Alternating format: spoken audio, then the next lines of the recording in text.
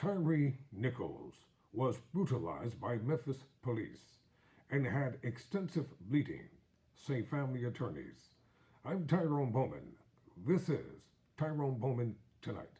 According to People magazine, 5 police officers and 2 firefighters were terminated following the January 7 traffic stop of Tyre Nichols. Preliminary findings from an independent autopsy on Tyre Nichols, who died following an alleged violent encounter with the Memphis police earlier this month, show he suffered extreme injuries. According to Benjamin Crump and Antonio Romanzi, 2 attorneys representing his family. In a statement posted on Twitter, the lawyers say the recently completed autopsy showed that Nichols was beaten so severely he experienced extensive bleeding. The statement also alleges police brutalized him to the point he was unrecognizable.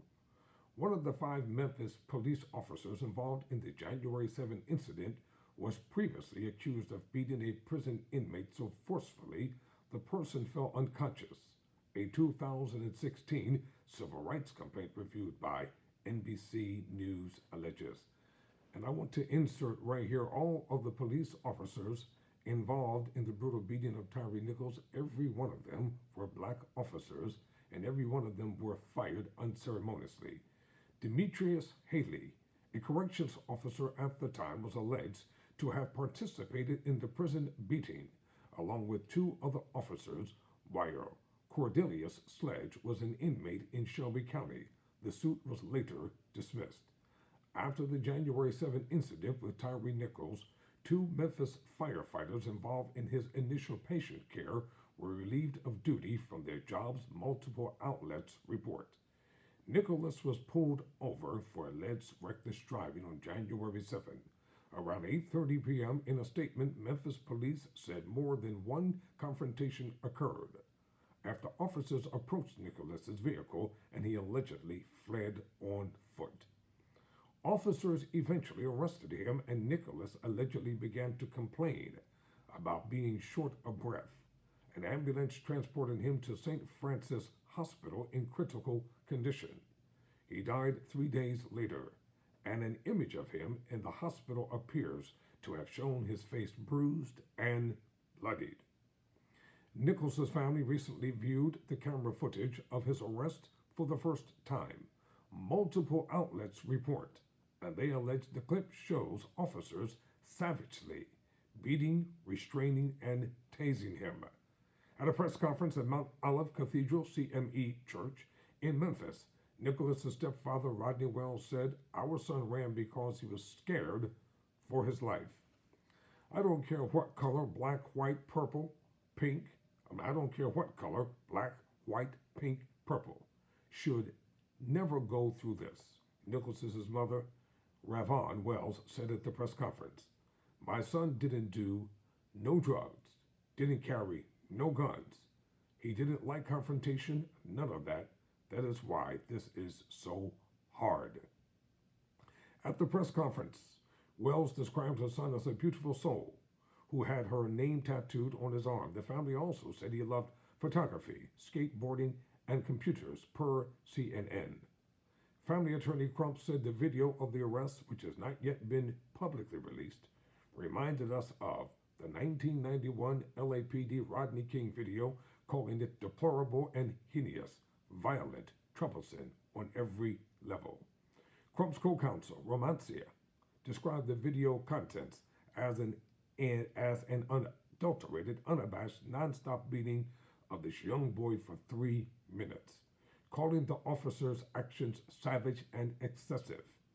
Crump said Nicholas cried out for his mother several times during the incident. The 5 officers involved in Nicholas's arrests, Tadarius Bean, Demetrius Haley, Emmett Martin III, Desmond Mills Jr., and Justin Smith, have been terminated from their jobs in the aftermath of the incident. And you can believe every one of them are going to be charged, they're going to be found guilty, they're going to be convicted, and they're going to be sentenced to lengthy sentences. Speaking about the decision to terminate them, Police Chief Sutherland Davis said in a statement, After a thorough review of the circumstances, we have determined that 5 Memphis Police Department officers violated multiple department policies, including excessive use of force, duty to intervene, and duty to render aid. Davis also said the department is working with the district attorney's office and will eventually release the video of the traffic stop to the public.